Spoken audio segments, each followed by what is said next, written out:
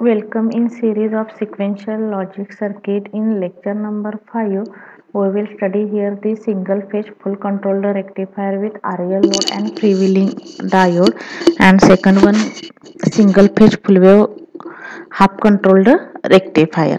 आता आपण lecture number 1, 2, 3, 4 sequential logic सर्किटचे बघितलेले आहेत. इन लेक्चर नंबर 4 मध्ये आपण काय बघितलं, single phase full wave controlled rectifier with R load and RL load बघितलेलं होतं. आता आपल्याला काय करायचं आहे, फ्री व्हीलिंग डायोड त्याच्यामध्ये काय करायचं आहे, ऍड करायचं आहे. This is the circuit diagram of single phase full wave controlled rectifier with RL load and free wheeling diode.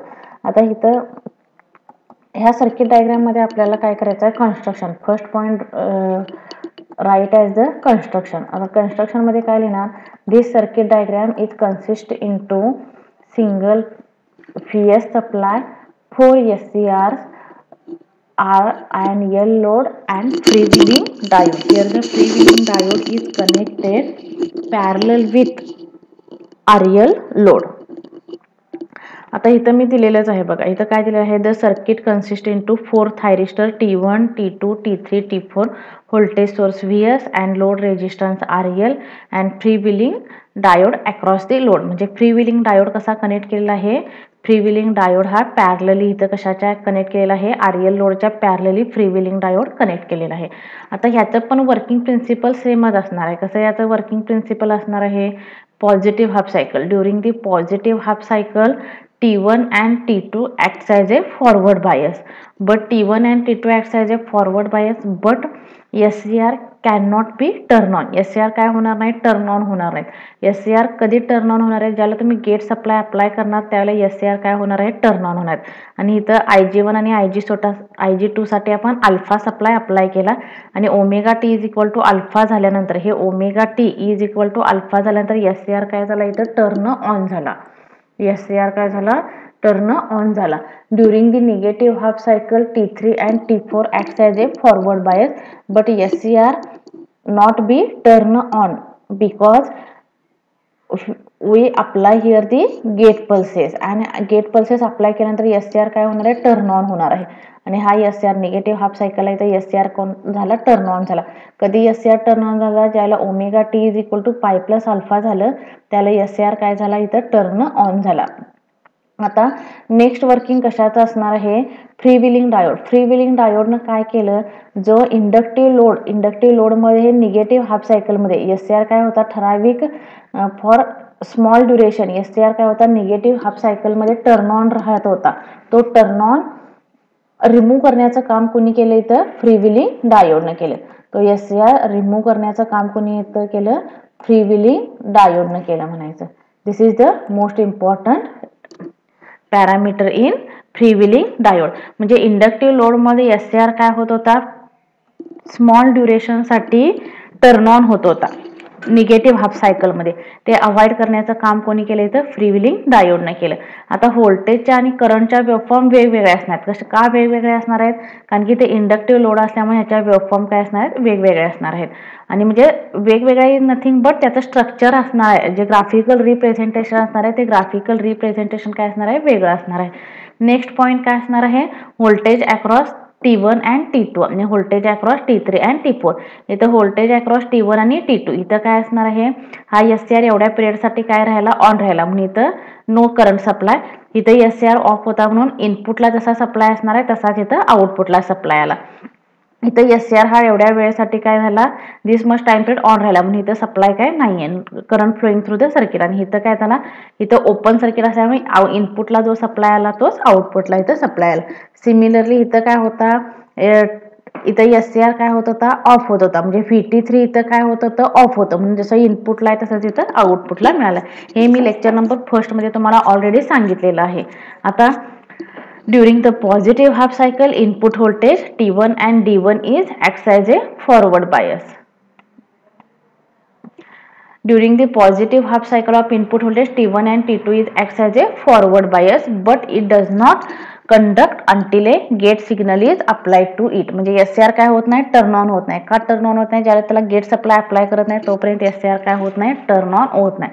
मग SCR इथं टर्न ऑन कधी होणार आहे, omega T is equal to alpha तुम्ही सप्लाय अप्लाय करणार, त्यावेळेला SCR will be turn on and conduct. When T1, T2 is on, the input voltage is applied to the load, but due to the inductor present in the load, the current through the loads builds up slowly through the, म्हणजे current काय होते circuitry मधून flow होत आहे आणि त्याचा path कसा असणार आहे, Vs T1 load T2 Vs. आता during the negative half cycle मध्ये T3 आणि T4 काय असणार आहेत, फॉरवर्ड बायस असणार आहेत आणि द थायरिस्टर T1 आणि T2 काय असणार आहेत, रिव्हर्स बायस असणार आहे. The current shifts its path on the freewheeling diode and circulates through the loop. कोणत्या लूप मध्ये होणार आहे, freewheeling diode RL आणि freewheeling diode.